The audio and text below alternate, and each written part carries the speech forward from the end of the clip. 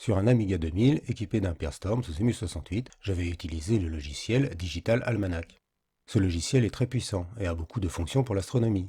Il est même possible de piloter un télescope. Là, ce sera une présentation rapide. Il fonctionne depuis peu sous EMU68. Avec la version 1.0, c'est bon. Avec les versions d'avant, je ne sais pas exactement lesquelles, il finissait par figer lors de l'affichage de la carte. Allez, je l'exécute.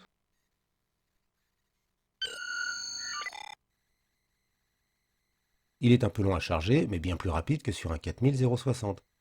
Il fonctionne en RTG bien sûr.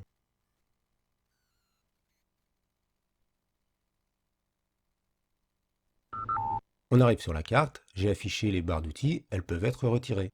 La carte affichée est en fonction de la date mémorisée. Je vais donc commencer par me mettre la bonne date. Cela se fait dans la configuration. Un peu long à afficher.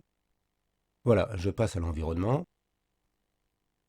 J'aime bien nos amis allemands, mais je vais me positionner en France.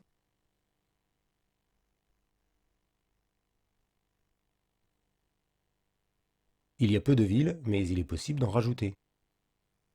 Je vais également mettre la bonne date. 2024, avril, on est bien le 9. Je mets l'heure, 20h, 49.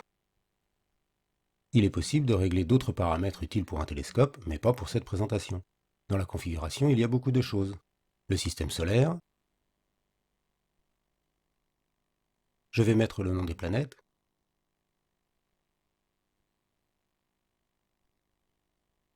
Pour les étoiles, pareil, beaucoup de paramètres. Je ne vais pas détailler, ce serait trop long et pas très utile. Dans ces paramètres, ce qui peut être intéressant à modifier, ce sont les magnitudes, surtout pour préparer une soirée d'observation, ou utiliser un télescope.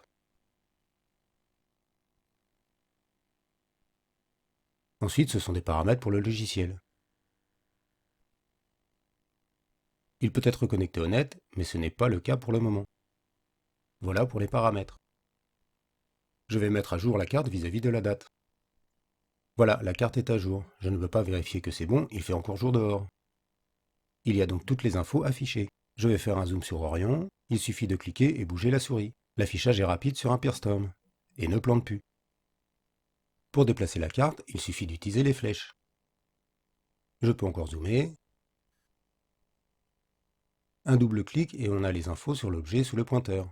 Il y a toutes les infos d'astronomie, position, magnitude et autres. Il reste encore un petit problème avec le pointeur de la souris parfois. Pour dézoomer, la touche moins est bien utile. Et pour zoomer, la touche plus est faite pour. Je ne vais pas aller beaucoup plus loin sur la carte du ciel. En tout cas, l'affichage est bien réactif sur le Pearstorm, et je n'ai qu'un Pi3B sur mon 2000. Cela va encore plus vite sur mon 1200 avec la CM4, mais là je suis sur le 2000.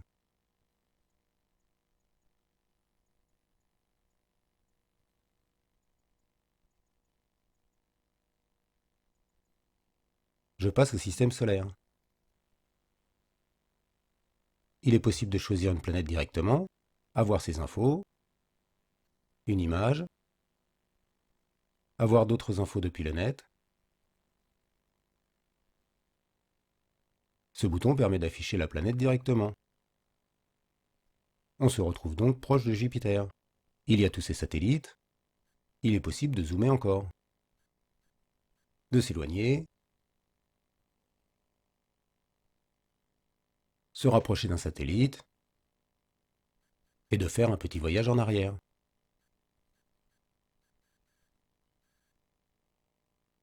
Tiens, Uranus n'est pas loin. Un zoom dessus.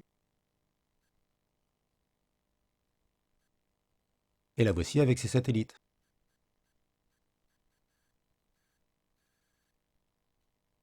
Une autre possibilité, c'est de sauver des configurations, donc de les relire. Voici Mars. Il est possible d'animer également ce que l'on voit, et l'animation est jouée. Il est possible d'en faire des fichiers vidéo même. J'arrête celle-ci.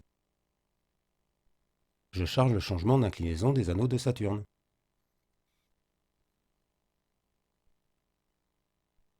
Je lance l'animation.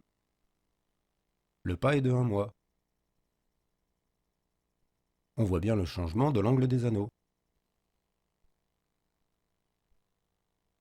En changeant le pas de l'animation, je vais passer en jour. Il est beaucoup plus lent. J'en charge une dernière, un transit de Vénus devant le Soleil.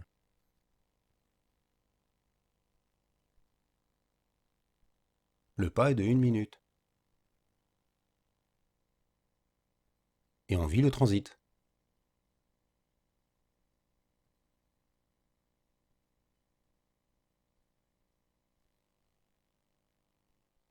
Il y a aussi un calendrier, qui est une éphéméride bien sûr. Voir d'un coup les événements d'une année.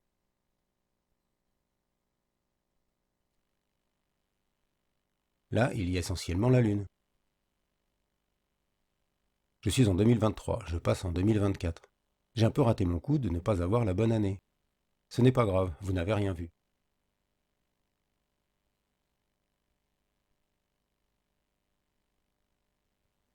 Je vais me mettre en avril. Je regarde les événements du mois. Il y a la Lune, une conjonction de Mercure. Mais pour la nouvelle Lune, il y a une autre information, pas très visible.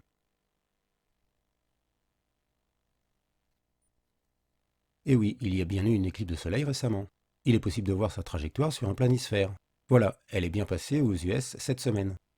Il y a le tracé de la zone de totalité et les zones où l'éclipse n'est pas totale. Voilà pour l'éphéméride. Je repasse sur le système solaire. Je vais aller voir Mars. Et je l'affiche. Une chose que je n'utilisais pas ou très rarement, ce sont les textures. Sur le Perstorm, c'est très rapide. Sur un 4060, cela ralentissait vraiment l'affichage. Bien sûr, elles s'adaptent au zoom. Il ne faut quand même pas aller trop proche, elles ne sont pas en super haute résolution. Je vais aller voir Jupiter. Cela rend mieux avec les textures. Les satellites sont aussi présents. Voilà Io.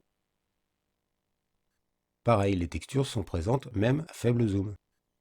Et Jupiter apparaît. Je vais mettre les deux en même temps.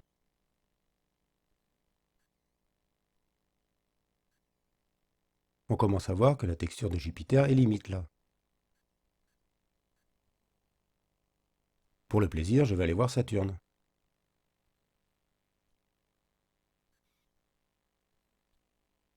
Voilà. Je vais finir par aller faire un tour dans le passé.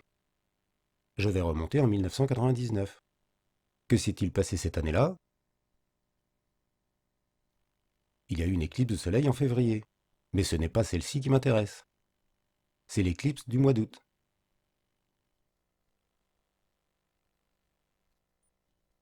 Là, on a les coordonnées. Le graphique est plus parlant. Elle est passée sur la France. Et j'étais en Normandie à cette date-là. Donc j'ai pu la voir. Enfin, pas vraiment à cause des nuages. Mais j'ai filmé cette éclipse. Je vous en mets des bouts en fin de vidéo. C'est tout pour Digital Almanac. C'est un survol rapide, ce logiciel a tellement de possibilités. Je vous mets une vidéo de l'éclipse de 1999. Vous attendez pas à quelque chose d'extraordinaire. Je n'avais qu'un caméscope H8 à l'époque. Et de plus, là où je me trouvais, il y avait beaucoup de nuages. Mais c'est un sacré souvenir.